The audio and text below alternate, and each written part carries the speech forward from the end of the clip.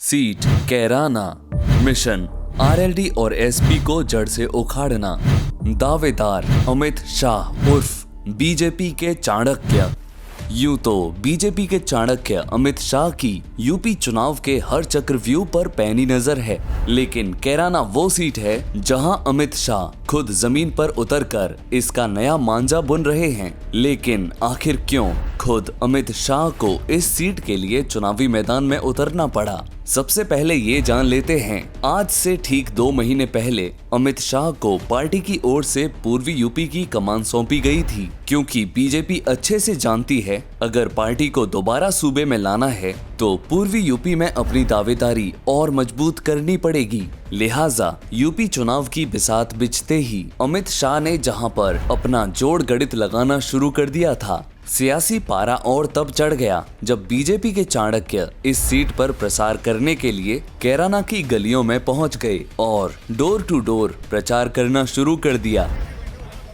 दरअसल पश्चिमी यूपी में पलायन के मुद्दे को लेकर सुर्खियों में रहे इस शहर में अमित शाह ने बीते दिन डोर टू डोर प्रचार किया और घर घर जाकर लोगों से 10 फरवरी को कमल के बटन को ही दबाने का आग्रह किया। खासकर पलायन किए घर जाकर अमित शाह ने एक ही नीति अपनाई और जनता से योगी सरकार को दोबारा लाने की बात कही।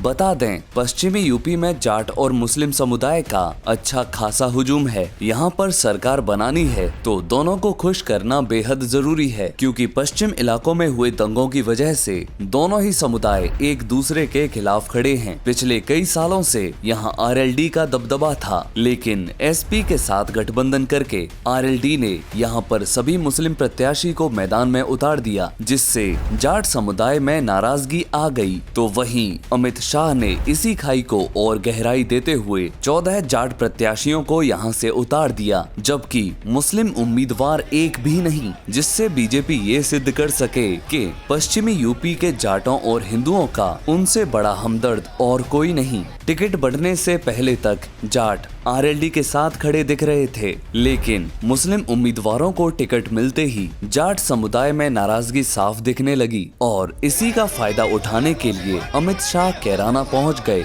और जाटों को अपने खेमे में शामिल करने की कवायद में जुट गए। वहीं अगर पश्चिमी यूपी में जाटों का वोट बटा, पिछड़ों का वोट बटा और मुस्लिम का वोट बटा तो बीजेपी की जीत तय है, क्योंकि चुनावी मैदान में कितना भी बड़ा महारथी हो, शाह उसे अपनी नीतियों से मात दे ही देते हैं। ऐसे में गठबंधन का पसीना छूटना तो लाजमी है।